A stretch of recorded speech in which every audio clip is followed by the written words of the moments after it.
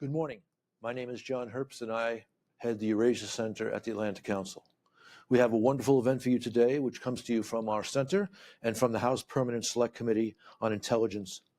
We have with us today Congressman Mike Turner, who is the representative of the 10th District in Ohio, and he is the chairman of the House Permanent Select Committee on Intelligence. He also serves as the head of the U.S. delegation to NATO Parliamentary Assembly. We are here to talk about intelligence, and it's in the Beyond the SCIF series that's sponsored by the Select Committee. For those who are not Washington nerds, a SCIF is a secure room where people can talk about sensitive subjects. And we will be talking publicly about sensitive subjects, but in a non-confidential way. We have a terrific panel with us today. We have Rebecca Henrich from the Hudson Institute. We have Katie Sendak from SIPA, and we have Ian Brzezinski from the Atlantic Council. One point that's very important. The United States faces a dangerous threat from a marauding superpower, Russia. And we need to deal with this problem directly.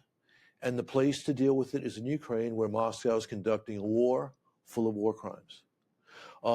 Congressman Turner and much of the leadership in Congress, both Republican and Democrat, understand how dangerous this is. And so we are delighted to have him with us today to talk about this. He will ask questions of the panelists here with me, and we will take audience questions. And to do audience questions, for those who are here with us, we have a standing mic. For those who are with us virtually, you can go into askac.org to get your questions loaded up. With that, I turn it over to the Congressman. Sir, thank you for joining us. John, thank you so much, and I want to thank each of our panelists, and I appreciate the Atlantic Council hosting this Beyond the SCIF session of our series. When I was selected to be chairman of the committee, I was given three charges by really our conference and the Republicans when they were looking to what needed to occur in the Intelligence Committee. And that was one, return the Intelligence Committee back to a national security focus.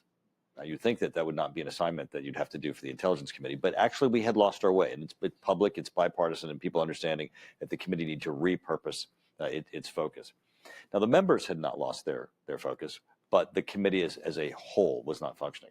And in order to be able to accomplish the first task, we had to do the second task that I was charged with, and that is return the committee to bipartisanship. And for that, I really want to thank Jim Himes, my ranking member, because we both dedicated ourselves to a bipartisan work, as the Atlantic Council has, and each of you have. And that has enhanced our ability to focus again on national security. And the third was to open up the Intelligence Committee, to reach out to the think tank community, the academic community, and also Congress. We became a resource for the rest of Congress, saying that we're going to invite the chair and the ranking members of the other committees into the Intelligence Committee, get them briefings that relate to their portfolio, so that we could enhance their ability to do their legislative tasks and objectives.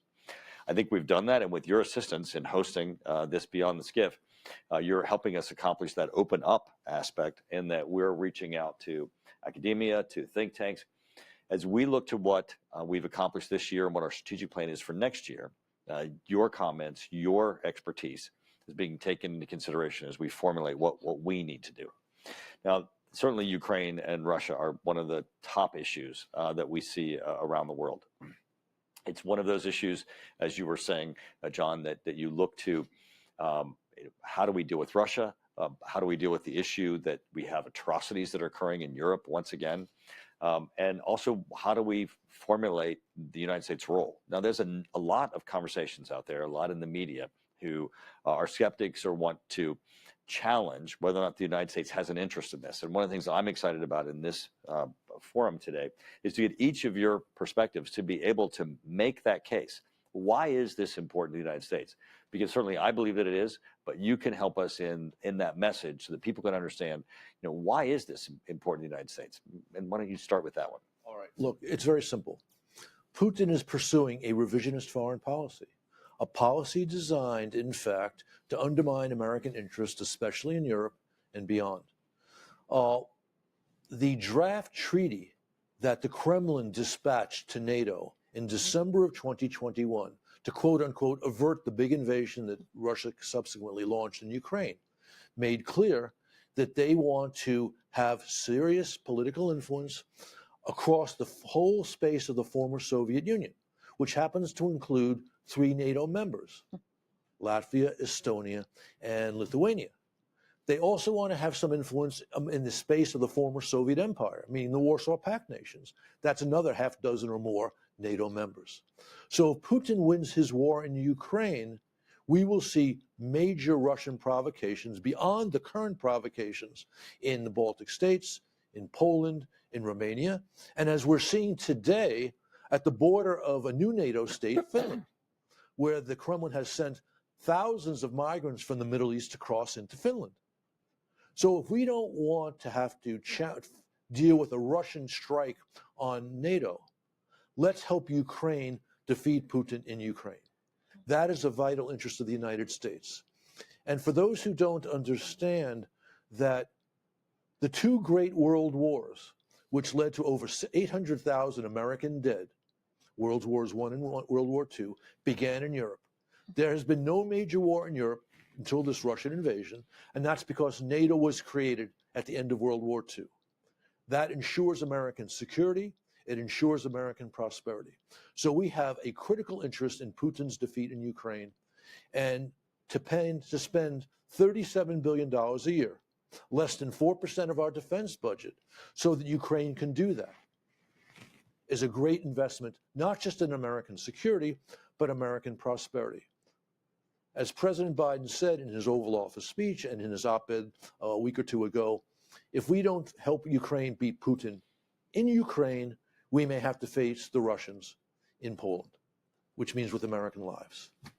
Rebecca, why is this important to us? Well, thank you. It's a privilege to be here, Mr. Chairman. I wanted to just point out, too, that in the spirit of bipartisanship, also, the America's Strategic Posture Commission just produced our consensus document. There were 12 of us, 6 appointed by Congress from the Republican side, 6 from the Democrat side. And we got in a SCIF for almost 18 months and looked at all of the threats. And then really it was the threat and the motivation to defend the U.S.-led order that produced this consensus document, which brings us to the topic of conversation today. And one of the findings, of course, was that Russia continues to be a major, top-tier strategic adversary of the United States. One of the myths, I think, that some Americans may have heard in media and have repeated has been that America's support for Ukraine has actually caused Russia and China to be pushed together. But in fact, they have it reversed. That it's been my assessment that Russia, specifically, and Putin, has long desired to undermine the United States in the U.S. system of alliance in Europe, contesting the United States in various parts of the world, but most acutely where the United States has great influence in the NATO alliance in Europe. But it was because of China's rise and China's backing of Putin and the relationship between Xi Jinping and Vladimir Putin that Putin had the confidence to launch this full-scale invasion in February of 2022. And so I agree with the previous statement that that understanding that is the larger problem, that the United States is right and on strategic sound ground to bolster Ukraine's defense and to enable Ukraine to defend itself, to push Russia out of its territory. And that's the best thing we can do to keep this on the, if you think of this sort of a continuum of conventional regional conflict with an ally versus our top tier strategic adversary, helping Ukraine to push Russia out, that keeping that on that lower end of the conflict continuum, that serves the U.S. interest so that we don't actually see this escalate horizontally into NATO territory or vertically with Russia crossing the nuclear threshold. And so it's a little bit counterintuitive, but you actually have to enable Ukraine to seize the initiative, gain the momentum, and push Russia out so that Russia cannot continue to control the escalation of this conflict. Very good. Catherine, why is this important to the United States? Well, this is important for the United States for a few reasons, and I think they've been laid out very, very well by John and Rebecca. I think that the global nature of this is also something that gets lost in translation sometimes, which is, a win for Russia is a win for China, is a win for other adversaries that we're looking to defeat around the world. you know, I've been calling it the villains club, but if you look at all the actors participating in these conflicts around the world, you know, Iran, China, Russia, you know, and we're seeing the horrifying situation going on in Israel right now with Hamas. Hamas' first visit, you know, after October 7th was to Moscow. Those connections have to be made. And I think from a national security perspective, it's a really important distinction to make, where we cannot treat these things isolated. We cannot treat these things in a bubble. Support to Ukraine is support for how we want to govern ourselves and how we want to live our lives throughout Europe and the United States and the West, and pushing that strict, you know, interpretation of deciding what you want to be and where you want to be in your country is vitally important, and support to Ukraine is an absolutely critical piece of that. In one exchange I had with an opponent on the issue of Ukraine was get out a map. Because so many people who look at this issue and have a discussion don't really understand the strategic implications of the Black Sea and all the countries that John was talking about that are at risk and threat. But it really goes beyond just geography. You know, help us understand, as everyone has been contributing, why is this important to us? Well, to add to my colleagues, let me first say, Chairman Trimmer, thank you for hosting us today. And thank you for bringing the HERC out to the American public. I think it's incredibly invaluable. So I salute you for that. Why is this important? At risk of being a little bit redundant to my colleagues, I'd say there are three key issues at stake here. The first is a phrase that many people don't like, but it's the rules-based international order. We have Russia basically, without any provocation, without any justification, invading another country. This is a violation of the principle of sovereignty. This is a violation of the rules, regulations, and principles that have been the basis for peace and prosperity throughout the globe over the last 70 years. When Russia runs roughshod over it and there's a strong response, we can expect others to do the same. As John pointed out, Putin will not stop with Ukraine. He will go on. To get down to brass tacks in terms of what this means for the United States, if he goes beyond, he'll be going into another NATO nation, perhaps the Baltics, and then we will be drawn into the war in a direct way. That will be far more costly in terms of our own human sacrifice. It will be cataclysmic, potentially, for the security of Europe and beyond. And then, of course, there are the lessons that others are learning. You know, China is watching very carefully what Russia is getting away with in Ukraine. And it is measuring that against its aspirations regarding Taiwan. So what happens in Ukraine doesn't stay in Ukraine. The second factor at stake is a moral issue. I mean, Putin isn't just grabbing territory. He's trying to literally rewrite Ukrainian identity, rewrite Ukrainian history. He's trying to impose his vision of what that people is. We haven't seen an action like that since World War II, and it is genocidal. We have a moral obligation, a moral imperative to support the Ukrainians. And then third, NATO's reputation at stake. I don't buy the argument that because Ukraine isn't a NATO member, NATO doesn't get affected by this conflict. It's affected by the security implications. It's a potential to expand. Its credibility among allied members is at stake. Remember, Ukraine contributed to NATO operations in the Balkans and contributed to U.S. operations elsewhere in the world. NATO has embraced formally Ukraine's aspirations for membership. For the alliance to think that this war doesn't have an effect on its standing among its own members and among its adversaries would be gravely mistaken. So NATO's reputation is at stake. Rebecca, I'm going to start with you next. We're not losing the West in Ukraine, but we're not winning. Tell us some of the things that we've gotten wrong in supporting Ukraine. What do we need to be doing differently? Well, I think fundamentally, the United States, starting off with sort of the big picture, over many decades, both Republican and Democratic administrations has hoped for a Russia reset, has hoped that we can invite Russia into the West and the U.S.-led order, however you want to characterize that. And so, I have to say that point first because I think that we still have some hangover effect of this thinking. And that was the Bush administration, it was the Obama administration, clear the way all the way up through to our current administration. And so I think when Russia was mobilizing its massive number of forces on Ukraine's border, there was still a belief on the side of our country that we could convince Putin not to invade. that if we didn't provide Ukraine sufficient weapons, that we wouldn't provoke Russia, that we wouldn't feed this paranoia that Putin has that Ukraine erroneously poses a threat to Russia. And so because of that wrong idea, the aid was delayed. It's insufficient. And it's been that way throughout the entire war.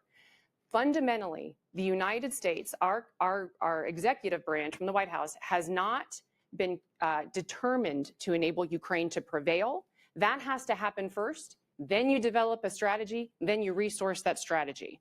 That has not happened. And so it's really been Congress, and thanks in part to your leadership and the House Armed Services Committee and the other national security committees that have worked in a bipartisan manner to force the administration to provide ATACMS, to provide HIMARS, to provide DPICMs, all these different weapon systems that Ukraine has been asking for all along. But it should have happened from the beginning of the war to help Ukraine again seize the initiative and push Russia out of its territory and the initial beginning aspect of the war. Rebecca, you're absolutely right. The word that the administration keeps using is a fear of being provocative versus a fear of not being successful in being able to hold Russia back. Catherine, what are we getting wrong? Well, it's really interesting because I think the conversation has definitely shifted, over the course of the summer as we see the counteroffensive, which we knew would be very difficult. We knew would be a slog and maybe not be as successful as some had hoped watching this conflict unfold.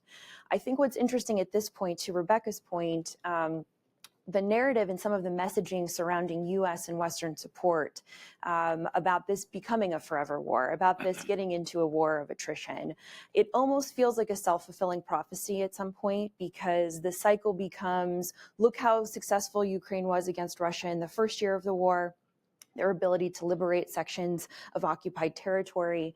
We are counting on the counteroffensive to make great gains in that respect. We have given them things, but look how successful they are. So maybe we don't need to give them as much or as many things or as high-tech things. Then we see the counteroffensive unfold. It is as slow and painful as we had feared. And now the conversation is, well, if they're not going to be successful, why are we giving further assistance and more things to Ukraine? And we're almost fulfilling that self-prophecy because we're not taking into account, to Rebecca's point, at the get, what do they need for victory? What do they need to win? If these timelines had been shifted, would there be a difference on the battlefield a year ago or 6 months ago? And no one knows the answer to that. But as we look forward, the perception has to be Ukraine needs what it needs for victory and not necessarily what we decide to debate on from day to day. Ian, what do we need to do better? I think there are 5 things that we need to be doing. First and foremost, we need to embrace categorically, with clarity and with determination, Ukraine's war objectives, which is total territorial reconstitution.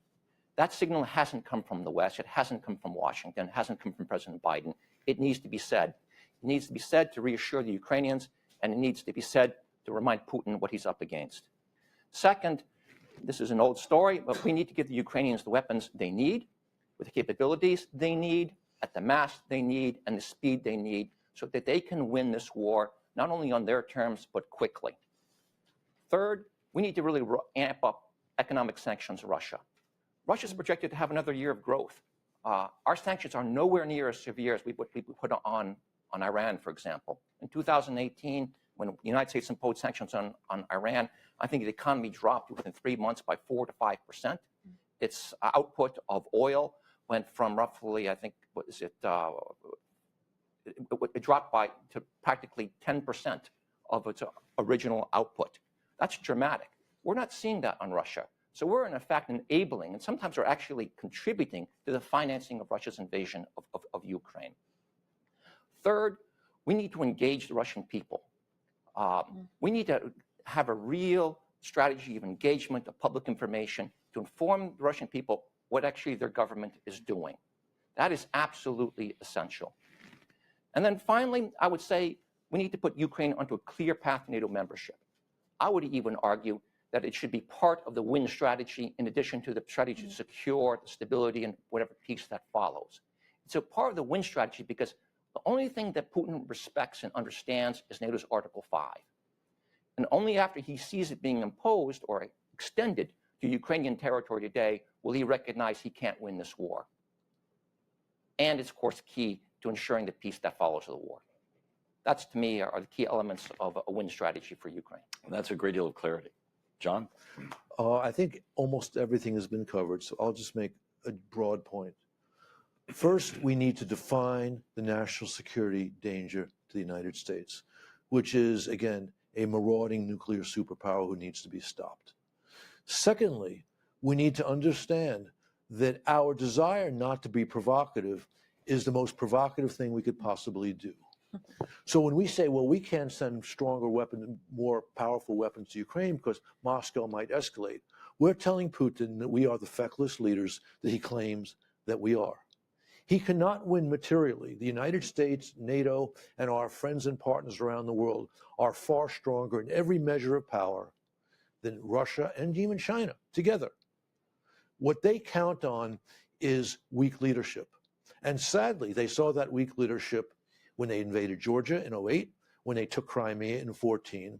And I wouldn't say our leadership now is weak. Our leadership wavers between elements of strength and elements of weakness. And they push hard to reinforce those elements of leadership. And every time a senior administration official says, we can't do X, for example, send ATACMS with a range of 300 kilometers, or establish a naval zone in the Black Sea so supplies can get to and from Ukraine, we are signaling weakness to the Kremlin. That has to stop yesterday.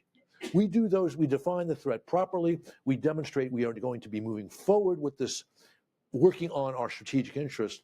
Putin has no alternative but to step back. Very good, very good. Catherine. So the debate in Congress is, do we continue support and funding?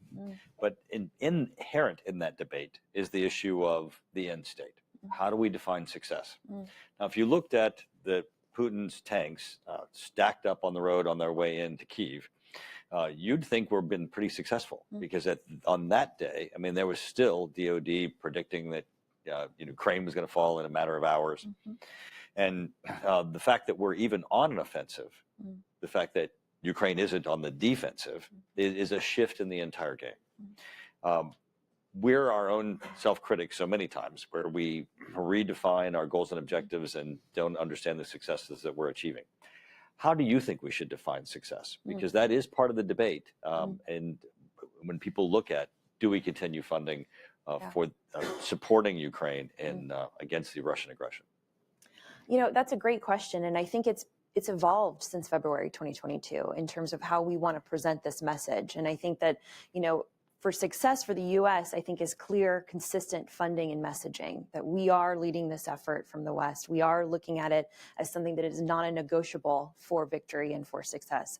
I think the way we define victory up until this point has been, what does Ukraine define as victory? When do they foresee and what do they want to achieve in the ability to liberate territory, I should say, and have its borders back to where they were. I believe that is the ultimate success, and I believe that's something that we should ultimately strive for. But I think as the U.S., I understand, what does that look like for us? What are those strategies? And I know that's something that Ukraine's working on. I know that's something that they're working on with their partners in the West about what these things could look like. I think for success for the U.S. is deterring Russia. And I think if we look at Russia and Russia's actions, even internally, to Ian's point about not only their economy, their 2024 defense budget is triple the amount. I believe it's 30% of their overall government budget. They're not going anywhere, and they're counting on the fact that we may. And they're looking at the situation on the battlefield, and they say, we can be here for a while, and we can wait out the West and what could potentially become a war fatigue scenario. I think we have to look at that, and we have to look at it for what it is, which is Russia is currently not being deterred to change any of its actions and stay the course. And we need to think about actions that get us to that deterrence. Ian, as we look at this, we're not fighting this war. We're supporting Ukraine that's fighting this conflict. How do we, as a party that's supporting someone defending themselves, how do we define success? I would define success in three ways. One, we want Ukraine to regain its territories, territorial reconstitution. That's an important principle, because if Russia walks away from this war 1 inch of Ukrainian territory, it will be a win for aggression. It will be a win for revanchism. It will be a signal to others who are adversaries to pursue similar objectives. So one, territorial reconstitution. Second, we want a security architecture to emerge from this war that it ensures enduring stability and peace in Europe, or minimizes the prospect of another invasion like this. For me, that is NATO membership. That's what the Ukrainians want. I think it's the most effective way to ensure long-term stability on the continent. I also think it's part of the win strategy in the war, because that's membership is how you communicate to Russia. There is no gray zone. Ukraine is not an option to be taken. And then third, speed.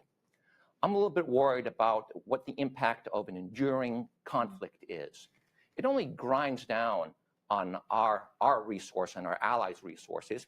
It keeps Europe focused inward on its own continent, makes it less able to work with us against other global challenges. And I would argue a Russian win, or also a perpetuation of this war, encourages aggression by others. We're already getting whiffs of this. I have a growing fear that around the world there's an increasing perception that the United States and its allies no longer has the will to fight. We can be deterred. We can be worn down. And it's not surprising me in the context of this war we see in Ukraine, this brutal war in Ukraine. We're now seeing a flare-up of violence in the Middle East, and we're seeing increasing tension, if not aggression, in the Indo-Pacific. So we have a real urgency to putting this war to an end on Ukraine's terms, on the terms of international sovereignty, and to do so quickly. John, Putin has a vote in all this. How do we define success at the same time that Putin has his own goals and objectives and success he's seeking? Putin has had, at this point, only limited success with this invasion. The fact that Finland is now a member of NATO and Sweden is going to become a member of NATO already ensured strategic defeat for Putin, which is recognized by others in Russia, although Putin still retains a pretty firm hand on the society. But Ian is right that if, in fact, we were out of strategic fecklessness to enable a negotiation which gives Putin permanent control, semi-permanent control of a large swath of Ukrainian territory, he will declare victory, and that will be perceived as victory not just in Russia, but amongst the bad guys around the world. So defeating him decisively is absolutely key to deterring Xi from moving on Taiwan. By the way, you know, we talk about confusion in the public debate in the United States about the war in Ukraine. There's the geopolitically ridiculous argument made that the core interest of the United States is stopping Xi in Taiwan, and the way to do that is to divert resources from Ukraine to Taiwan. The fact that South Korea, Japan, and Taiwan all say you want to stop Xi from moving on Taiwan, defeat Putin in Ukraine, has not seemed to deter naive Americans from thinking this is grand political strategy, when in fact it's a path to disaster. We need to be clear on the danger posed to our interest, first and foremost by this major war Putin's waging on Ukraine, secondly by the alliance of nasty actors, which includes China. And if the place to stop the whole lot of those nasty actors is first and foremost in Ukraine, but also now over the past 6 or 7 weeks in Palestine and Israel. Make sure Hamas loses as sure as we make that Putin loses. Rebecca, you had a stellar career on Capitol Hill. The members of Congress on Capitol Hill are struggling with this issue as they're being asked for additional funding. What is success? How do you define how members of Congress who are being asked for additional funding should support a strategy of success, and what would that look like? So when I talk to folks, the first thing I say is I can give you, Rebecca, as an American from a U.S. perspective, what I would be satisfied with for the outcome of this war. I would be satisfied isn't the totally satisfying word, but what I would consider a success is if we get back to February 2022 borders and Ukraine is a strong and sovereign nation with an air force and the ability in the military to defend itself, an active participant in the security architecture of Europe, regardless of whether or not it's a NATO member, and that the United States shifts its center of gravity to its focus on NATO's protection towards the east. So it's Poland, the Baltic nations, because that's where the current threat from Russia's further aggression would be. And then that the United States bolsters our own ability to successfully and credibly deter Russia. We mentioned its nuclear weapons many times. I mean, the reason that Russia has been so successful is because it is successfully wielding nuclear brinksmanship. And I think that the administration has been wrong to publicly and so often state its fear of Russia's nuclear employment. The French have been actually much better when Putin initially started threatening nuclear employment. It was the French that reminded, ever so non-discreetly, that NATO is also a nuclear power. When our administration once again did things like stopped its long-planned unarmed ICBM test, saying that we were being a responsible nuclear power. Well, a responsible nuclear power successfully deters nuclear employment. That's what's responsible. And so I think we've been constantly making it easier on Putin to make calculations rather than complicating his calculations, which is what we should be doing. So I would get back to bolstering the credibility of our own deterrence, thinking more seriously about that, making sure that Europe has credible nuclear employment options to successfully deter Russia and make sure that coercion doesn't continue successfully, and then bolster our own defense. Last point I'll make on this, our commander of Northern Command repeatedly has said that Russia still poses an acute threat to the American homeland. Mm-hmm. That is part of what's going on with the risk aversion on the part of this administration, because they know that. So the stronger our own homeland is, the less successful Russia is going to be at convincing the United States not to come to the aid of our allies. So we need to get busy on that. Rebecca, I want to thank you for your work on the Strategic Posture Review and the fact that you continue to bring that home, because that really is the crux, I believe, of the dichotomy here of what do we do, because Russia is a threat to our homeland. This is not just a conflict that happens in Europe. And to the extent that they're having to focus on their losing conflict in Ukraine, they're not being able to invest in ways that actually continue to threaten our homeland. And they're being incredibly, as the administration's term is, provocative with respect to the United States homeland security. One more point on that, sir, too. One thing that just gets lost in this is, the United States is very good at making weapons and producing weapons and then successfully carrying out this helping Ukraine fight this war against Russia. We have just got a couple of decades of fighting the global war on terror. This is the first time that we're actually getting to test out our weapons on a major power. And so we're learning so much with how the Ukrainians have been able to successfully push the Russians back, how our weapons are actually performing. We're keeping track of how these weapons are performing. So, undermining this myth that we don't even know where all of our weapons are. To the contrary, we're keeping close tabs on them through the polls' help and assistance as well. And all of that is benefiting the United States and forcing the Department of Defense, which is often very slow to make changes, to reboot its production lines and in Ohio and in Arizona and Iowa and Kansas and Arkansas to produce the necessary weapons at the scale we need in order to deter a major power conflict with either Russia or China. So that was a great transition, Ian, because that's exactly what the point I was going to make to you next, to ask for your insights. We have to look, as we're still in this conflict, but it's been going on for long enough that we can begin the process of saying, what are the lessons that we've learned? One lesson that we learned is that Russia's military was not all it was cracked up to be. It turned out to not be the great power that people had thought of its land forces. Secondly, as Rebecca was just making the case, we got to find out that our weapons are pretty extraordinary, that we had great capabilities that could easily be transferred to another country, and that they had the ability to come up to speed and scale to be able to put them on target. And third, we learned the importance of our intelligence gathering, which of course is the area that I work on most in Congress, and that using that intelligence in ways both in sharing it with our ally to the detriment of our adversary is important and significantly has an impact on the battlefield. But also, secondly, in that aspect, making that intelligence public could have an impact on the outcome of what our adversary is going to do by calling them out, by saying we know what you're planning, by letting everyone know what in fact their plans are, that we can impact those. In fact, it's been publicly stated that when Prigozhin and the Wagner group was ready to drive into Moscow, we may have known more about what they were doing than Putin did. And so there is a great understanding of our own capabilities that we've not had before. What are some of the things that you look at that you think are incredibly important that we need to say, these are lessons learned that we need to work on more, or that we need to fix, or that we should celebrate?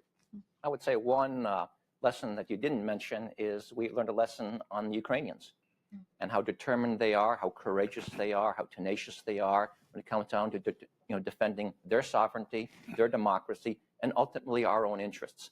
So that's a lesson that I have to say I even underestimated them in this case. I think another lesson Rebecca hit on is the danger of nuclear coercion. We haven't seen nuclear coercion, which is a key element of Putin's strategy to defeat Ukraine by keeping the West from supporting Ukraine. He's had some impact.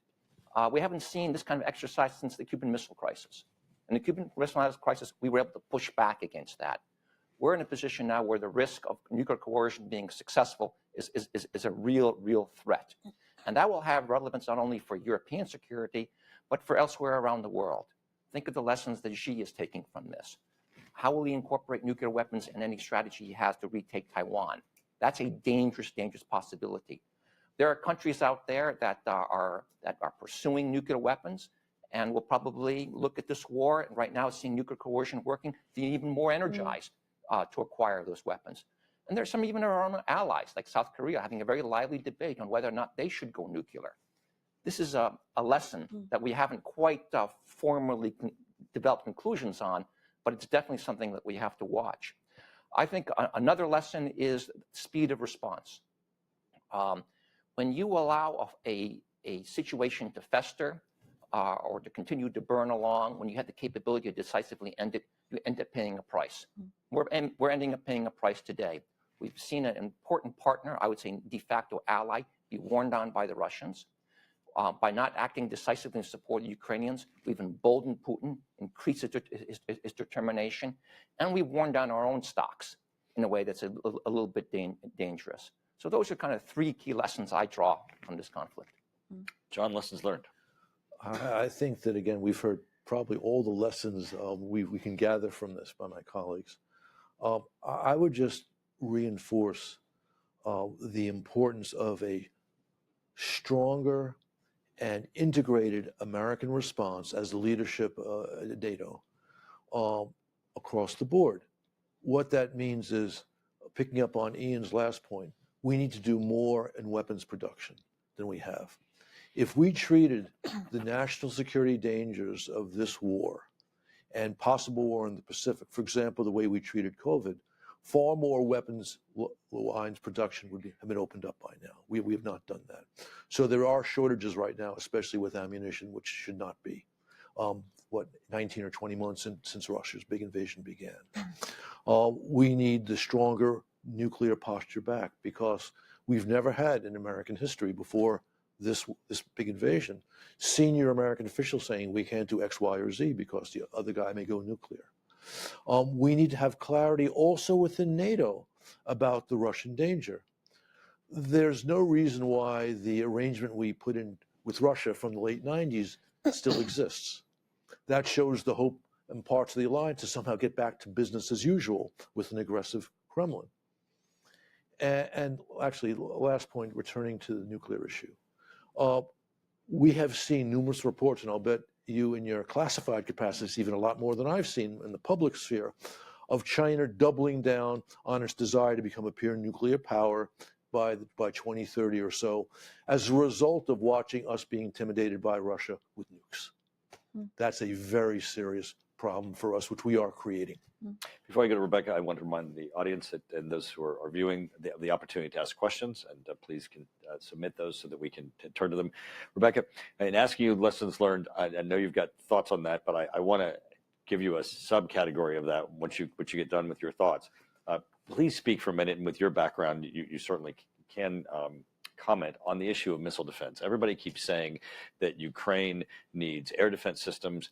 we've been reticent and even slow in developing and propagating air defense systems, but also missile defense with respect to, as Ian was talking about, and John has mentioned, you certainly in your strategic posture review speak about the Russian threat.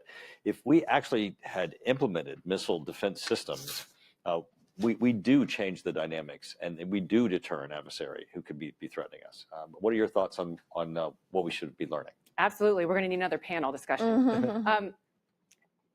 So we have seen in real time the clear battlefield use of defenses. And so we've seen this with Ukraine. We see this with Israel, obviously. The United States, again, back to that false assumption that the United States has held for many decades that Russia was no longer a threat. The missile defense system that we have for the U.S. homeland is limited to that it only protects the United States homeland against rogue state actors, primarily North Korea, and then if Iran were to get a credible ICBM. And so one of our recommendations from the Strategic Posture Commission actually has been that we have to just further adapt our homeland defense system to take away the coercive threat from peers, China and Russia.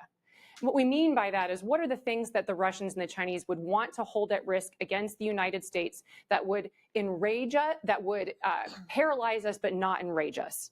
So an attack against the United States that would not necessarily elicit a massive response for fear of escalation, but could cause the United States and the American people to say, this is not worth it. Coming to the aid of Taiwan is not worth it. Coming to the aid of Latvia is not worth it, or Lithuania. And it's a real problem, because even if they're wrong on that, you're still now on the course of a serious war now with a major nuclear power. And so one of our recommendations is we have to take away that temptation of the coercive threat. And so we have to bolster and further adapt U.S. missile defenses to defend against what the Chinese and the Russians would do. And that further bolsters the credibility of our deterrence, because it causes the Russians and the Chinese to say, we're going to have to go even bigger to do this if we're going to actually hit the U.S. homeland, because of our doubts of a successful attack. And so back to another theme that we've mentioned several times here is the administration really has to shift from, rather than constantly trying to allay the fears of Putin that the United States isn't going to do this or that, we should be causing him to be fearful of what the United States is able to do and willing to do to defend Ukraine, defend our allies, and that makes it much harder for him to make calculations. And then other thing on just lessons learned, if I can too, it really is no kidding the importance of allies. And so this is not just an academic discussion. I mean, this is a real no kidding thing that our allies right now, as we enter this Cold War, which I agree with, is really it's China, Russia, North Korea, and Iran versus the United States-led system of alliances in the Western societies, is that we need them. We need them for intelligence cooperation. We need them for technology sharing. We know that from AUKUS. I mean, we can't just do it ourselves. And so to the extent that we can listen to see how the Estonians are so good at cybersecurity, how the other Baltic nations are just so good at countering gray zone warfare and information warfare, that helps the United States of America. And I think that's certainly a lesson we've learned. Catherine, before we turn to questions and answers from the audience, what have we learned? So obviously, my colleagues have covered a lot of ground. I think there's a couple of things, as we look at our own defense industrial base challenges, as we're seeing out of this conflict. I think that's a huge wake-up moment, not just for the United States, but for the West. I am very encouraged to see the just in time moving away to just in case. And I expect as we look at this, and that gets to the point, we can't do this without allies and partners. And I think that cognizance as we approach these industrial based challenges is huge. The other side of that coin is the defense technology and innovation we're seeing out of the battlefield in Ukraine. I think that's going to have long standing effects on how we address some things that we want to approach in a conflict. What we're seeing is trench warfare and 21st century technology meeting in the middle. How we approach conflict, conventional conflict and unconventional conflict in the future is going to be hugely based on lessons learned that we're learning in Ukraine and on the battlefield. And I think that as we look at the future of warfare, what that's going to look like, and the resilience of the Ukrainian people to take 80 different systems from 30 different partners and be able to cobble that together into a cohesive structure as they approach their enemy is remarkable. Excellent, excellent. Well, you certainly have proven the importance of your background and expertise as a panel. And now we'll turn to the question and answer from the audience. we have a question? Good morning, and thank you very much. For you, Mr. Chairman, I have a question about how come we view the many wars that are going on right now in isolation. So why is there not more connectivity between what's going on in the East Med, through the Bosporus, into the Black Sea, and up the Danube? Why are we not talking about what this means for energy security for a substantial part of the world? Why are we not talking about the freedom of navigation issues? And why are we not drawing the linkages between Russia, Iran, and the rest of the world? Because let's face it, Russia's been supplying Hezbollah and Hamas for over 40 years. So why are we not making that connection? And why are we tending to look at funding and everything in isolation? Thank you. Well, that's a great question. And by asking the question, you certainly make the case. They really are all connected. And I think this is one of the frustrations that you see on Capitol Hill with respect to this administration's policy, because they're not making that case. And they continue to discuss them as if, if we just hold back Russia and Ukraine, we've saved Ukraine. But it's not. It's beyond that, as you're making the point. If we just support Israel with respect to Hamas, then we're going to solve the Middle East issues and Iran. That's not the case. I mean, you have to look at the root of where these conflicts are coming from. And certainly, as you've made the point, of the connectivity between them. These are all adversaries. This is, I think the most important moment that we missed in our national security discussion was when President Xi went to Moscow and stood next to Putin and said to him, it was like an open mic, hot mic moment that was caught, that President Xi said, we, the collective, the two of them, are bringing about change that has not happened for 100 years. Well, we know what that 100 years is. That 100 years is World War I and World War II. And what was that battle? That was between authoritarianism and democracy. And they see themselves as leading a worldwide battle to overturn that conflict between authoritarianism and democracy. If we don't see this as a battle between democracy and authoritarianism, as that connectivity that you were making the case of with Israel, with Iran, with Taiwan and China, with Ukraine and Russia and all of their aggression, we will miss the real conflict that the two of them are celebrating. Can I? Please. Yeah. We need a grand strategy. I mean, we're not thinking about this in terms of grand strategy. I mean, one of the things I tell people who say that, our efforts to support Ukraine are taking away our efforts to even handle the Iranian problem or the China problem. I said, listen, if you are primarily concerned about Iranian support for proxies abroad and the Iranian ability and willingness to spread instability across the region, you should support Ukraine's ability to take out the IRGC drone training bases in Crimea. You should support, these are connected. You should not support folks who argue that we need to continue to give the Iranian government increased sanctions relief. You're supporting the Russian war machine, the more money that you give the Iran regime, because they're directly supporting Russia's war against Ukraine. And then you could go on and see where, it was a Chinese flagged, Hong Kong flagged ship that was sailing aside a Russian flagged ship at around the same time that an undersea cable was just cut in the Baltics. So you can connect the dots if you're willing to do it and see them. So I appreciate the question, and it really gets back to what the chairman just said. We really need a grand strategy to see how these major actors are behaving and then how the rogue states are being exploited to their advantage. And the last point, too, the U.S. is a coalescing force. That's the other big lesson here. Our allies are willing to do so much when the United States pushes, and I do not believe in this idea that the United States pushes too hard and supports the Poles, the Baltic countries, and the Brits in their willingness to help Ukraine prevail, that we lose the support of the Germans. I think playing both sides is really just it's really kind of holding us back, so that the countries that's the least willingness to do more is the one that sort of takes the cake for what NATO does. So I think that the United States leads and pushes for this greater effort. Our alliances will come along with us. John and then Ian. Rebecca made the point that I wanted to make, so I'll just amplify it a little bit. You have had no great power war since World War II because of U.S. leadership, first and foremost in Europe, the Far East, and globally. U.S. leadership will move even the more timid allies, in this case Germany, in the necessary direction. You mentioned the moment when Xi and Putin were in Moscow celebrating the new world they were going to create. Amazingly, if you look at their past behavior. The one country, the one leader who understood that was in Tokyo. Because what happened?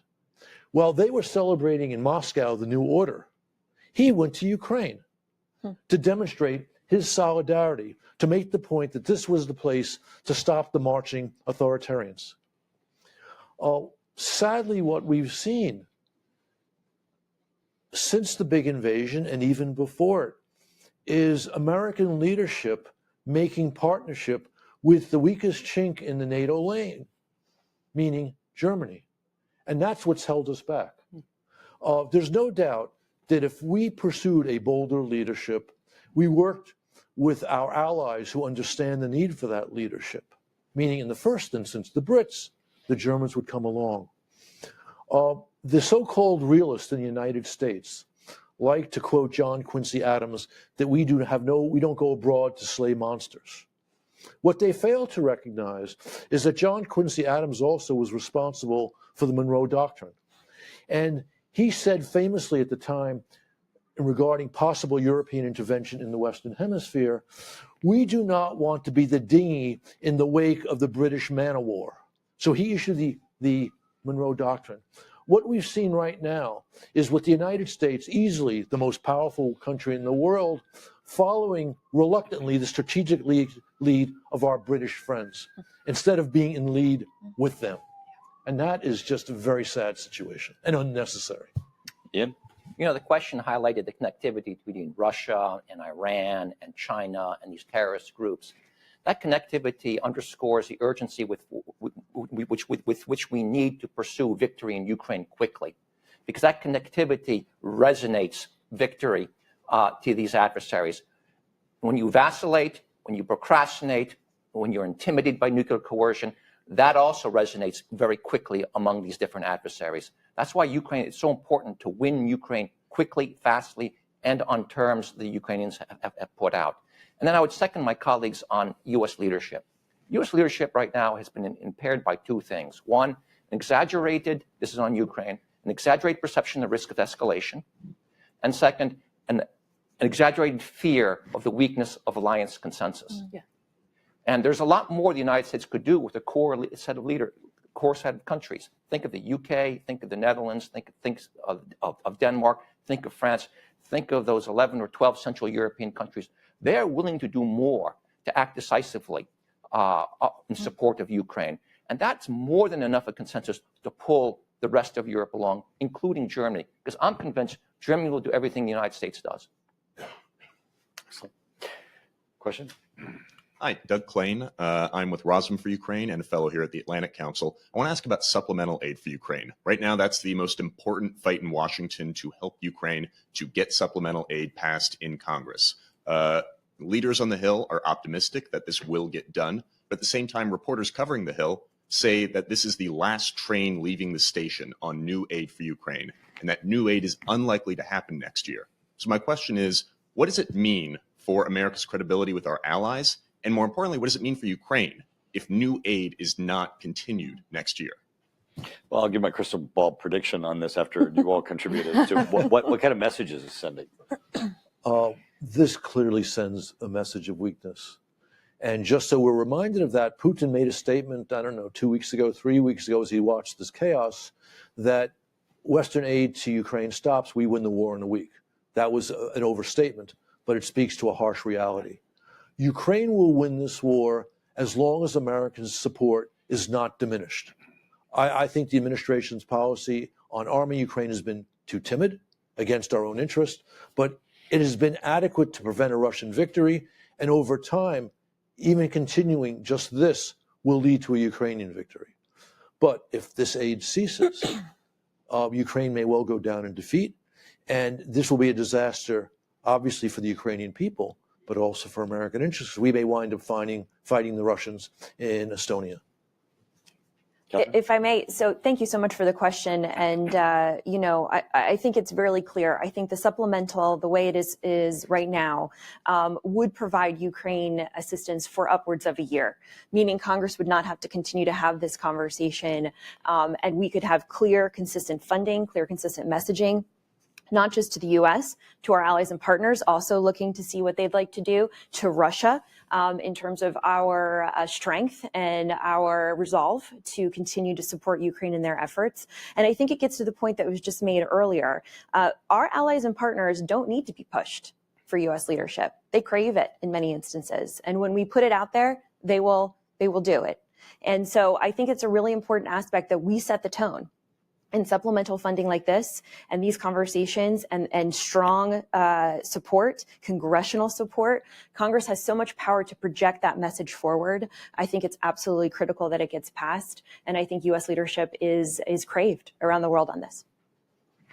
Well, now to my prediction. There's the problem with the Ukraine funding is it's just severalfold, and largely it's part of the issues that we've been discussing here, and that is the failure of the administration to articulate a plan of success. So in Congress, people are debating, what are we going to do? How do we achieve the goals and objectives, or what are our goals and objectives? Secondly, and I've had this conversation with President Zelensky, the administration in their last Ukraine funding bill overloaded funding on the humanitarian side that didn't even go to Ukraine. So Zelensky is saddled with this perception of the American people of billions of dollars that have never even gone to Ukraine, that actually were used by the administration to go around the world. On the military aid side, not only is it money that we've accounted for and that we understand where it's going, and that it's proven that it has been essential and has been successful, but you have that also saddled with the administration's reluctance, based on this concept of provocativeness, of giving Ukraine what it needs to be able to win. We were talking earlier, it's like the administration has to say no to Ukraine publicly 3 times for every weapon system before it finally admits and gives it to them, and then it takes 6 more months to get it to them. And this is a conflict and war now that needs expedited support. So, but in this particular package, you've got the quad that the administration has put forward, which is Ukraine, Israel, Asia, people say Asia / Taiwan, and then the southern border. The real sticking point is that the administration is unwilling to accept the failure of its southern border policy and really do policy negotiations with Congress.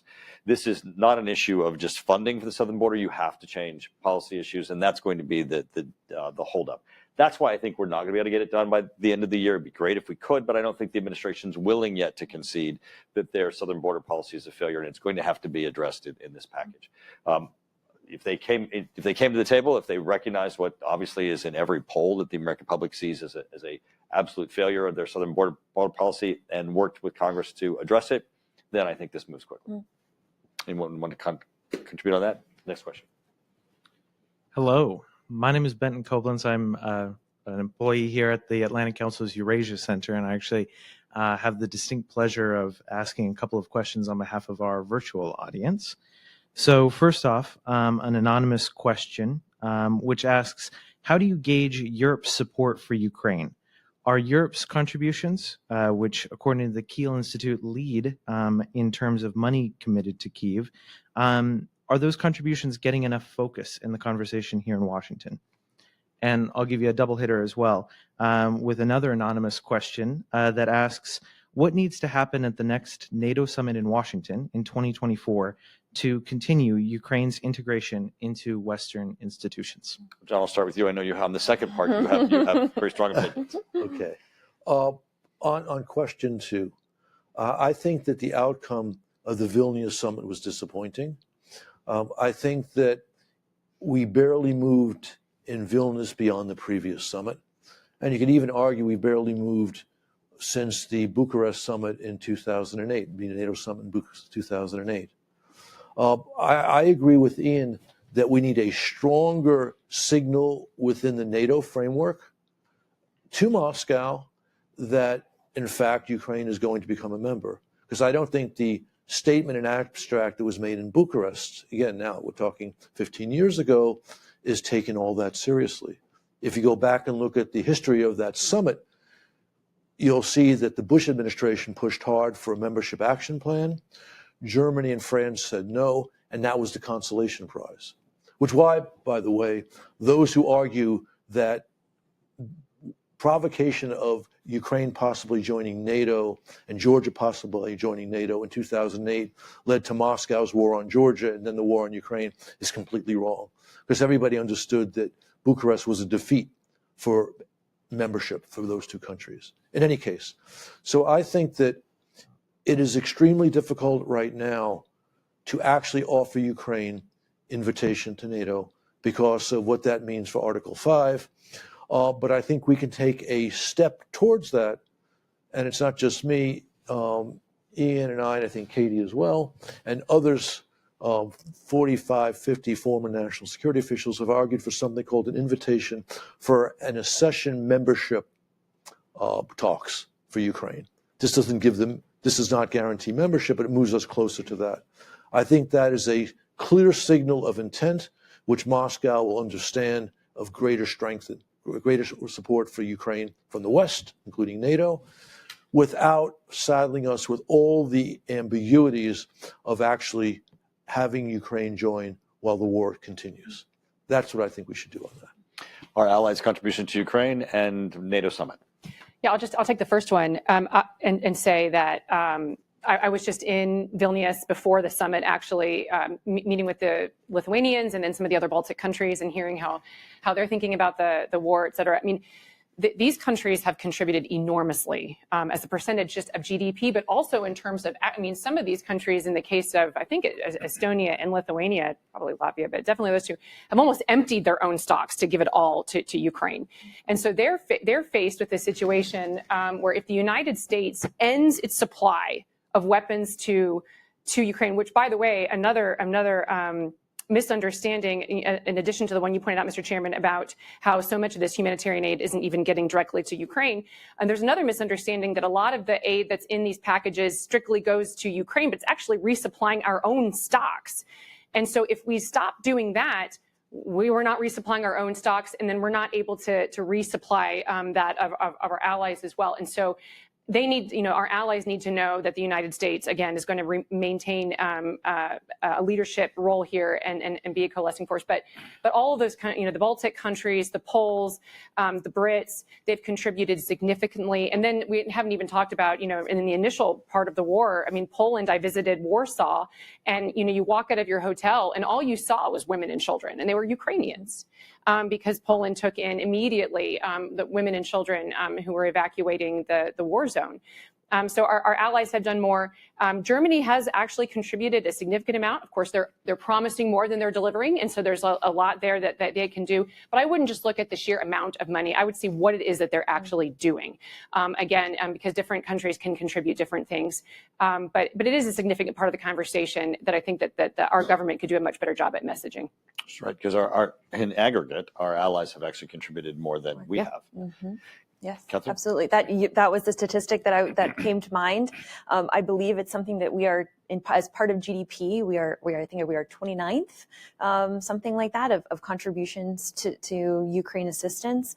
I think that message isn't getting translated in DC very well. Whenever I have the opportunity to sit down with colleagues in embassies and foreign governments throughout Europe and the West, I encourage them to go up to the Hill and to go around and spread that message. And there's an education piece of what everyone is providing for Ukraine. It gets back to the earlier point. We can't do this alone, nor should we.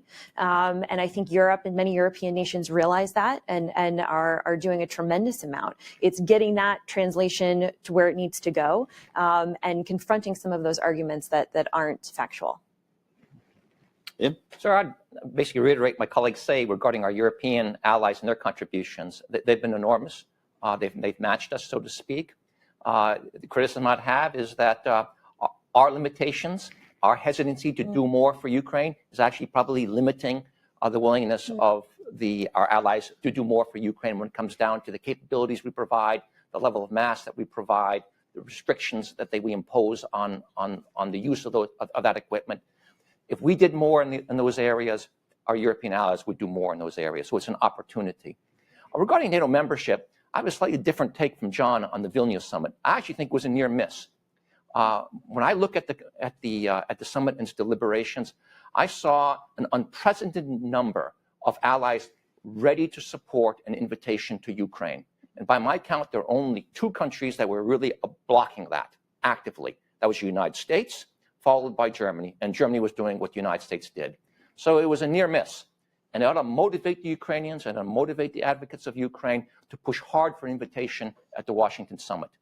And I would argue an invitation to Washington summit should be one that happens and is effectuated quickly, because we can extend Article 5 to Ukraine, to territory that Ukraine controls, and it would be easier to do it now when the Russians are weak.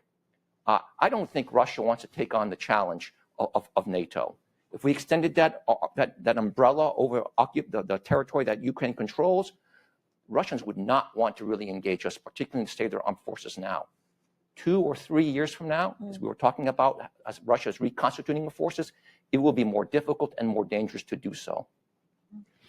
Right, we had this conversation before we came out here. I'm actually not an advocate for additional steps toward membership at the next summit. I think what we did in Bucharest is really incredibly strong, saying that they will be a member of NATO. And I do think also that we've been on the path of working with them. They virtually have all aspects of membership action plan in their working. And obviously, with NATO stepping up to the plate with the conflict that they're having and the aggression of Russia, certainly other than boots on the ground, they have all the support with respect to being a strong ally of NATO. I am concerned of setting it up as a failure, that there would be this high bar of what we expect we're going to be able to achieve for Ukraine in the NATO summit, and then not accomplishing it. I think that would be a win for Putin. Obviously, we can't do membership because that would mean they can avail themselves of Article 5, and we'll have what we don't have now, which is American boots on the ground in Ukraine. I think we are stepping up, though. I think, clearly we have lived up to the Budapest Memorandum of saying we're going to assist on the issue of their territorial integrity, and all the allies are stepping together. Rebecca, you want to? Yeah, now that you said it, I've got enough guts now that I'll say what I think too, which is that, and I don't mean to dodge it, it's just one that I feel pretty strongly about, is I just think that there's so much more we can do for Ukraine apart from NATO membership, that by focusing on NATO membership, we're missing all this other effort that I think would be greatly helpful. Ukraine can play an integral part in the security architecture of Europe. One of the things that we have failed to do is permit Ukraine to fight this war as though Ukraine were a member of the NATO alliance. In other words, give it air superiority, give it these big, longer range drones, rush the F-16s, let the ATACMS have their full range and not just limiting their range. Enable Ukraine to fight this war the way we would do it if we were doing it, but give it all the resources to do it. I think that's where our focus should be, and then table this issue until Ukraine is ready to have that conversation. I could counterpoints, John. Well, no. I think almost everyone agrees that the single most important thing for us now is to arm Ukraine properly. Yes. That to maintain our assistance overall and to arm Ukraine properly. That is job one. That does not mean we can't also have as job two NATO as a signal, again, first and foremost to Putin, that this is coming and you're going to have to eventually back down. And then we can disagree on some of the details, but we all agree weapons is the key. I'd add just a couple points. One, on readiness of Ukraine. There are only 4 conditions that Ukraine has to meet under Article 10. It has to be a European country, so box checked. 2, it has to stand for the principles that define the alliance, democracy. It's had multiple elections. Not only multiple elections have been free and fair, but they have been burdened by the intervention of the Russians in that. And that's an important point, and it underscores to me that they are really committed to those principles. 3, they need to add value to North Atlantic security, and they're doing that in blood today. And then the 4th, and that's the thing that's missing, is consensus within the alliance. And this is where American leadership comes in. I'm sure you remember, sir, but getting Poland into NATO wasn't a slam dunk. It was a 6 to 7 year effort that was facilitated by U.S. leadership, often pushing our allies in that direction. So it can be done. And when we don't signal that, we're actually sending the wrong message to Putin. And my worry about having a strategy to support Ukraine based solely on weapons is not comprehensive enough to give me confidence that will enable the Ukrainians to win quickly enough.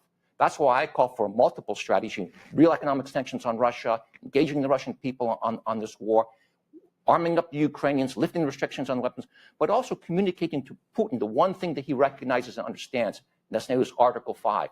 That's why he hasn't gone after NATO members like the Baltic states. One more point here on a signal to Putin. That's why it would be wonderful, this is not going to happen, if in Washington they got rid of the Russia-NATO charter. Absolutely. That would be a very clear signal.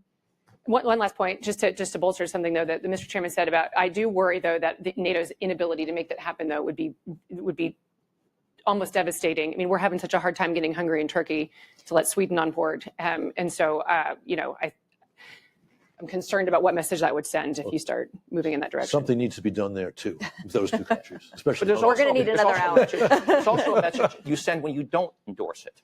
Okay. And that's dangerous too. See, not always unanimity at the Atlantic Council. That's very good. So our last question, and then we're going to go to closing comments because we're to the end. Hello, my name is Olivia. I'm also with the Eurasia Center. And so our final question is from George, and he asks, how do we engage the Global South to better understand the ramifications of Russia's invasion of Ukraine, for example, on food safety?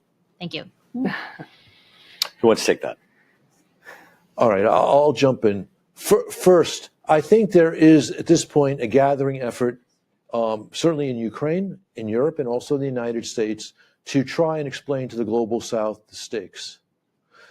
That should continue.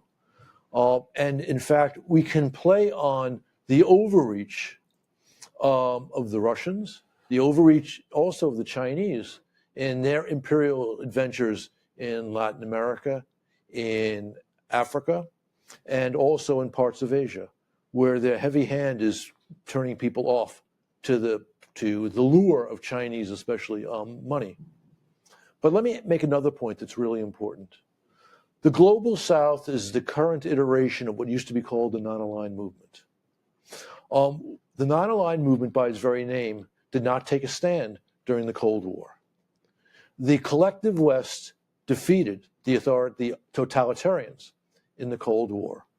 We can defeat Putin in Ukraine, his intention on Taiwan, even if we don't pull the Global South in, but we should still work on it.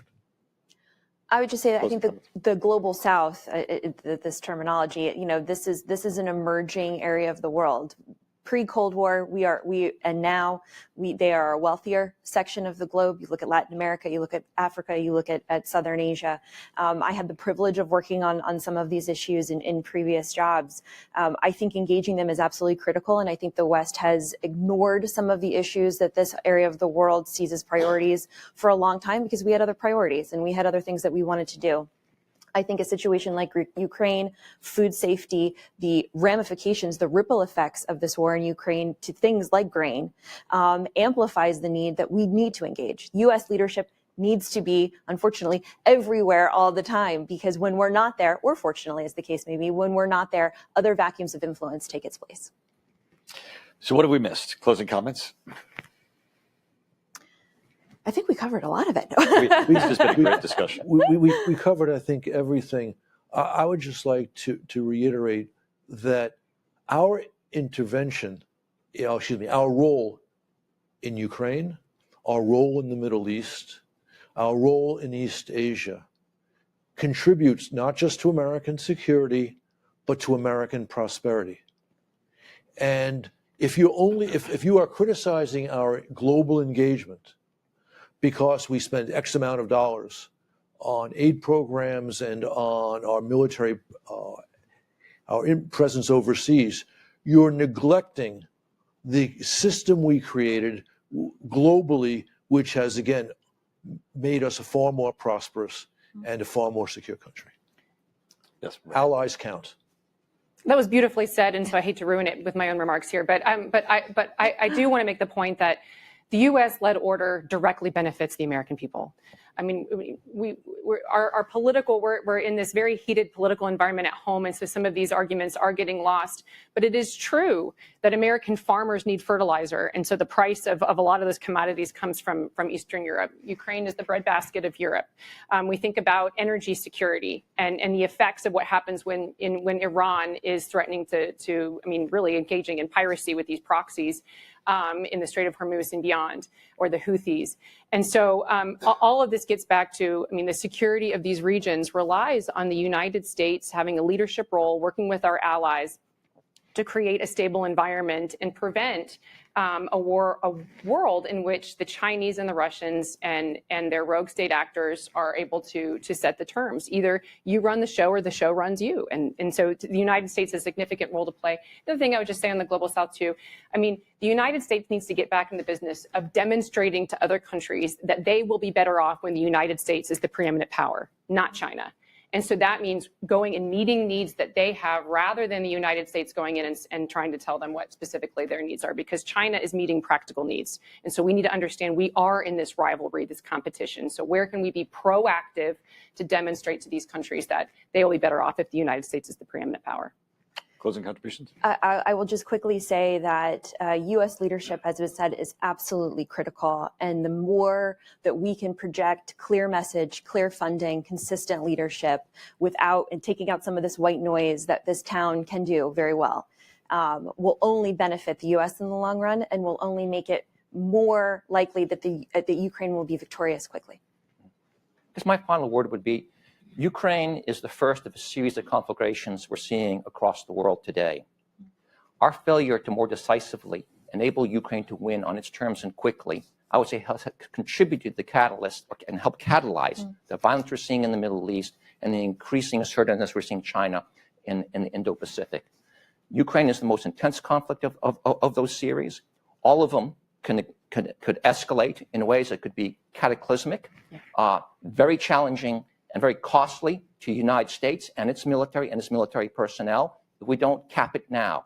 Ukraine needs to win now as the first step to tamp down the rest of these conflicts. Ukraine is the first battle that we have to win, and we have to win decisively. Excellent. Well, I want to thank the Atlantic Council for hosting this in part of the series of Beyond the SCIF from the Intelligence Committee. This helps us gather intelligence and information and contributions from those like you who have great expertise in national security that we can take back as part of our strategic plan. It's what we need to be doing in Congress and our committee. I think this is a great discussion concerning Ukraine. I certainly commend it to people who have questions about why we're in Ukraine and what we should be doing. And I want to thank each of you, not just for your contributions in this panel, but for your continuing contributions to the debates on national security issues, because you make a difference and your voices are heard on Capitol Hill, which translates directly into U.S. policy. With that, I want to also thank all of our viewers and those in attendance for participating in this Beyond the SCIF series. So thank you.